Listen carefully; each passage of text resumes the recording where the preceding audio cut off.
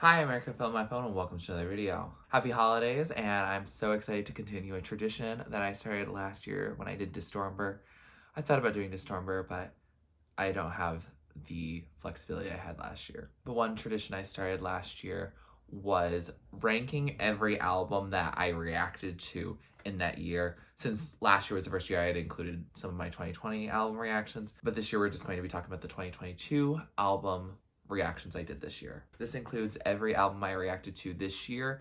It does include albums that didn't come out in 2022. For example, all the Kate Bush albums I reacted to obviously didn't come out this year, but they will be included in this list. But any albums that I did not react on here for you guys will not be included. So I'm excited to share with you which albums really made a lasting impression, which ones didn't. Let's see. I feel like there's always just so much drama a little bit with it. And I think it's kind of fun. It's a little bit of harmless drama. It's like, oh, I thought I would love this album, but I didn't actually end up listening to it much, or I didn't think I would like this album, and then I really loved it. Let's see where we end up. So we're going to be ranking them using Taylor Swift song titles because, I don't know, it was just the vibe I wanted to go with this time. Last time I had a ton of albums. I had over 90 albums to rank, and so it was easy to use an album that's going to go in that category as the title. But I decided to go with these titles instead. So at the top we have The Last Great American Dynasty. This is an album that's like, wow, this was such a testament to music. In theory, American music, but a lot of these artists are not American, so it doesn't really apply there, but you know what I mean. It's something that is monumental. Hits different just means that it's a good time.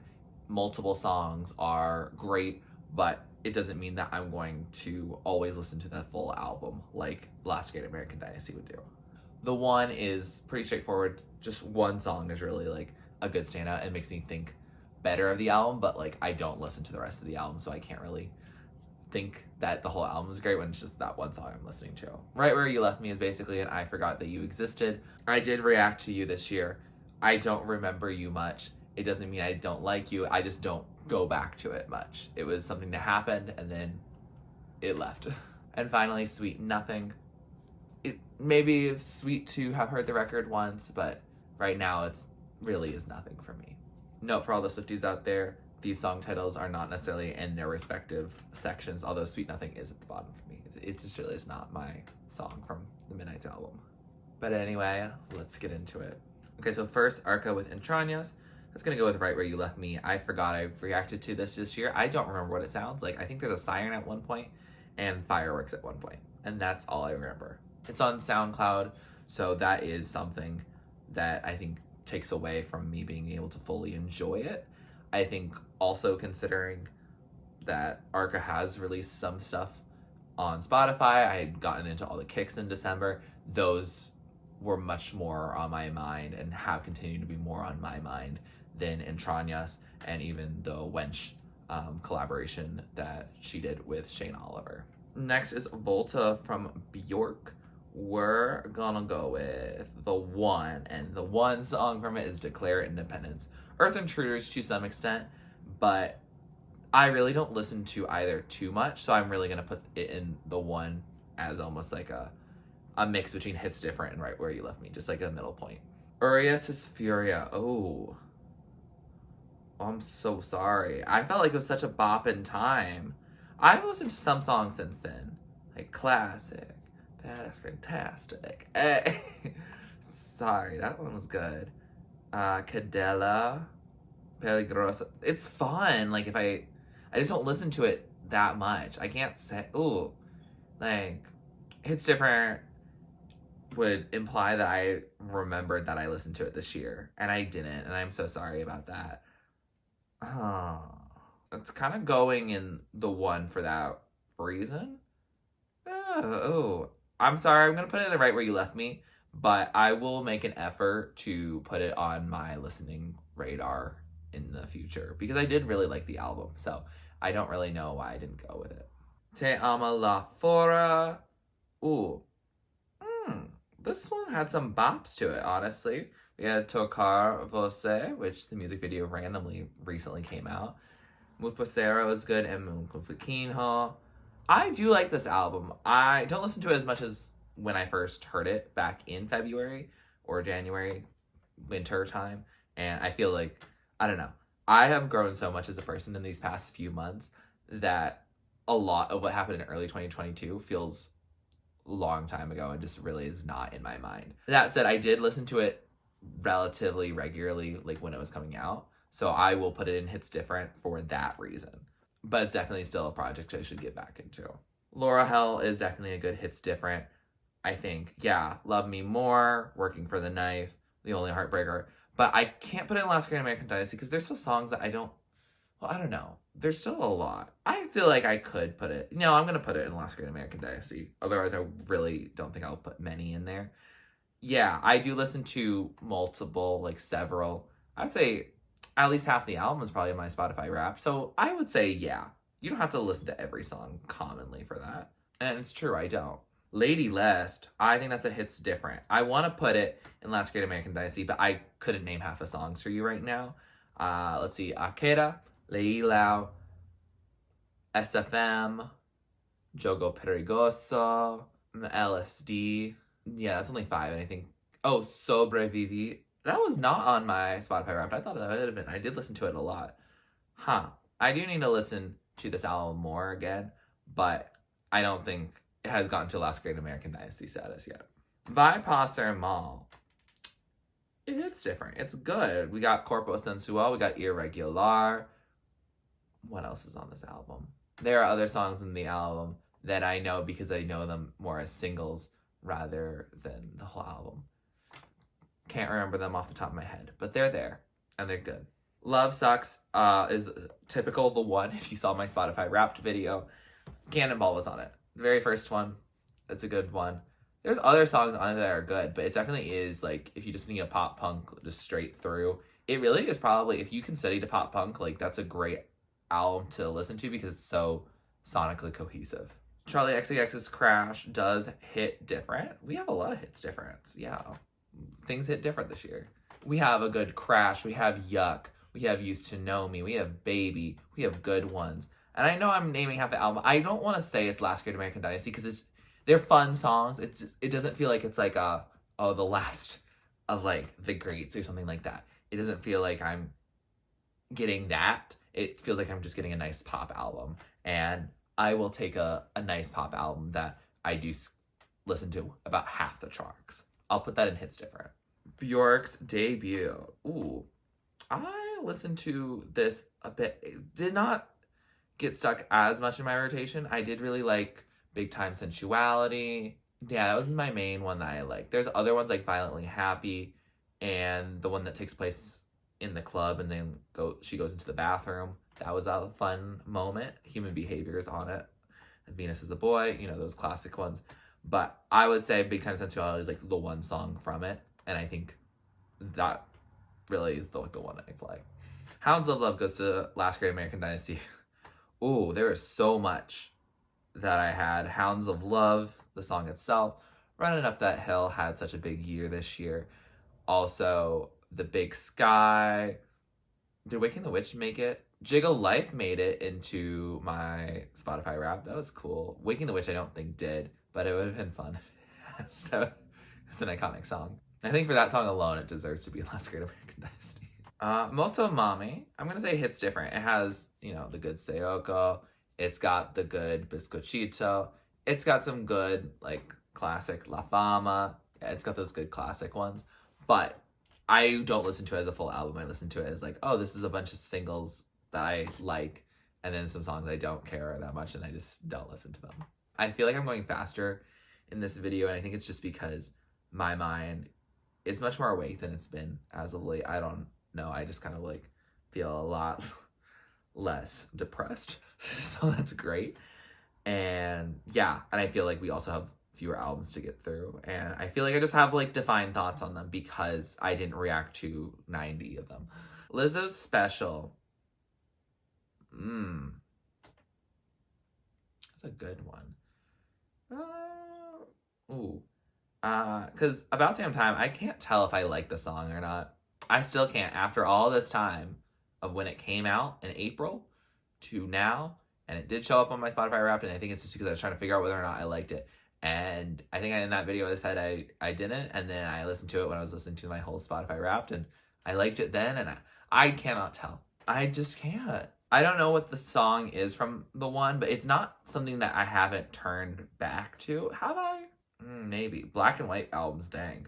I really haven't gone back to it. And I haven't turned on About Damn Time. It just shows up in playlists and like the ones that are made for me. Like they're like, oh, shoot, you like Lizzo, right? So we'll give you one of her biggest hits. Dance Fever is gonna go straight up there. Oh my god, what a freaking album. It got Florence in my top 5 most streamed artists this year. Love that for her. I love seeing her in concert. The album is really good. I like Free. I like Choreomania. I like My Love. The rest of them, like, I don't remember that much. I like the upbeat ones primarily more. However, the rest of them are like, they're still good. And I feel like they are just such a vibe that, like, if I want to get into the album, I can very easily. And yeah, I don't know. I feel like this is a really great body of work that doesn't feel bloated ever, which is very nice. When you have 14 songs and they feel like they all are useful there, like, I don't need restraint, but I'll let her have restraint. That's fine. But I think it's a wonderful project, and I think it deserved a lot better in Grammy nominations. Now, Sufjan Stevens and Carrie and Lowell. I do remember, because the video did pretty well, that this album came out, but emotionally speaking, I blocked it out of my memory for good reason. So I don't listen to it much at all because it'll devastate me. It could go in right where you left me because I just don't go back to it. No, I will say that actually. That feels better than putting in Sweet Nothing. I don't think anything's actually going to go in Sweet Nothing at this point. Yeah, there's nothing I dislike this year. There's some that I just like skip and don't listen to at all.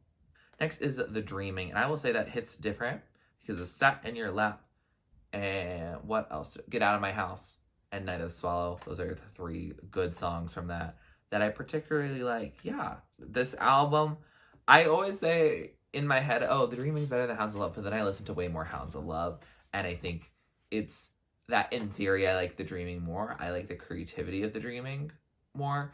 Hounds of Love is very creative, don't get me wrong, especially considering the whole 9th wave, but I think The Dreaming has so much creativity in each story, and you have to come up with like all these unique stories rather than a collective story, which I don't know. I feel like that one is more impressive, to have all these highly detailed stories, but that's only just for one song, and then doing another one for another song, versus like stretching it out across 7 songs. You can debate which one is more impressive.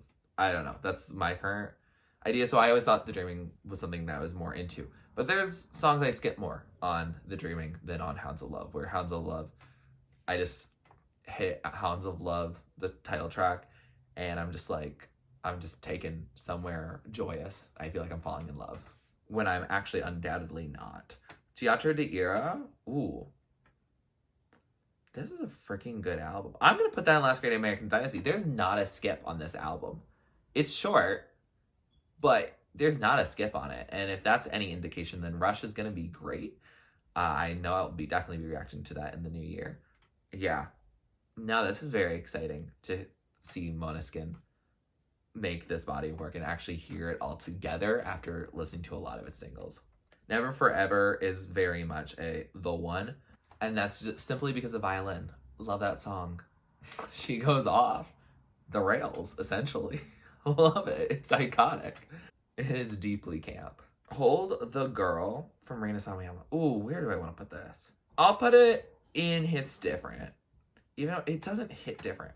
It just has more than one song that I like. And I saw it in concert, and I really like most of the songs live. And I like most of the songs regularly. I'll put it in Hits Different. But when I say The Last Great American Dynasty, the album Sawayama is essentially what I mean by that. Like something that is so seminal and groundbreaking and is like, whoa, we just experienced that. That's how I feel about the 4 albums that are currently there. Some more than others. I would say Hounds of Love and Teatro de Ira have that more than Dance Fever, and then Laura Hell. Mitski's just not going to make an album at this point that won't go up there for me. But I think Hold the Girl was definitely not my preferred of the 2 Sawayama albums. But it goes there overall because Rina Sawayama has just put herself at a level that's just above many of her peers. Fosora? Sorry. I have not turned to it. I think I've just been busy and other albums came out since then. and I just lived the rest of my life and just forgot about Fosora. And so I do deeply apologize for that. I'll get into it at some point. Maybe it might be better now. I feel like it's better in my head. It sounds like it would be better for cold. I think for when it's damp out, because it's a mushroom album. Nymph from Shy Girl. I'm going to put it in the 1. I do vibe with Firefly a lot. That's the one that stuck out to me, and that's the one I played for a whole week. And I feel like I could get into more than just that, but I do need to go back to it. And I think this video and last year's video have probably helped me learn which ones I need to go back to. And I mean, it would be interesting to see which ones I actually went back to from last year. I probably didn't do that successful of a job. If I said I was going to go back to it, I probably was incorrect and was over ambitious. But I think I'll check back myself and actually just do that on my own time. The kick inside is also going to go into Right Where You Left Me. I would know what most of the songs sound like, but it took me a while to edit that video. I was going through a big episode, and it was the last before both Midnights and The Loneliest Time, which definitely changed a lot of my music listening tastes for a whole month, basically. So for that reason, the kick inside kind of just got overshadowed, and so I don't remember much of it. I think in comparison to other Kate Bush albums, I think it's not the one I would turn to the most, because it doesn't have a big hit for me. Even Violin, which is probably not a big popular hit elsewhere, but like it's a hit for me. There's not something that's that upbeat and exciting in that form. Wuthering Heights is still an iconic song. There's still iconic songs on it, but it doesn't mean that I'm going to be streaming it all the time. Midnights. Okay, now Swifties may get mad at me, and you may think that since I listen to Midnight so much and I compare it all the time, that I put it in Last Great American Dynasty. However, I think It's Different is where it fits. And I guess that's funny, actually, since they're both Midnight. It's a Midnight song for the Midnights album. And that's just because I feel like this album just is nice songs to put basically in the background. I like all the songs, pretty much. Sweet Nothing is unneeded, in my personal opinion. I have shade on it. I only like the bridge and Beyond of You're On Your Own, Kid. And some of the 3AM tracks, I forget what any of those lyrics are. But aside from that, I do really like the album. I just don't think it's Taylor Swift's best work. I don't think anything I heard from it was that shocking to me besides Vigilante.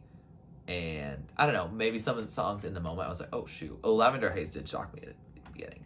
But nothing's like, oh, we're doing a full change. I'm not going to give Midnights my top album of the year. It just isn't. Even if my listening habits may say otherwise, it just is an album that goes with things a lot, but it doesn't mean that the album is inherently as groundbreaking as some of Swift's prior releases, as well as other people's releases this year. The Loneliest Time, however, I will put that in Last Great American Dynasty. Yeah, I'll say it. Carly Rae Jepsen is underrated. And maybe if Carly Rae Jepsen was at the same level as Taylor Swift, or Taylor Swift was at the same level as Carly Rae Jepsen, we might be having a different conversation. However, yeah, no, she's still just making classic pop albums. Every single album she just releases is classic immediately. So I'm going to just go there. Yeah. Because if Carly Rae Jepsen stopped making music, I'd be sad. And I'm always happy whenever I find out that she's releasing music. And then finally, we have King Gizzard and the Lizard Wizard, Ice, Death, Mushrooms, Lava. I don't remember the rest of the title. I'm so sorry. I can't see it on my thing. I'll put it up on the screen. But it's one of the 3 albums they released during Giztober, where they dropped 3 albums. There's Laminated Denim, and they had Changes. I listened to those albums off camera. They were cool. I took forever, and actually as of filming this video, I haven't finished editing the video, but I told myself I would get it out before this video so that it comes out this year. But it's a vibe album, and honestly, I think one of the reasons why it's taking me so long to edit, besides my mental health, which I think is the predominant factor, but I think it's because it's such a vibe album, and there's not like, oh, I really want you to see my reaction to this song in particular. It's not that way. It's King Gizzard. I just don't think that it's an artist that's necessarily like every single song and my reaction to it is going to be that interesting. for y'all.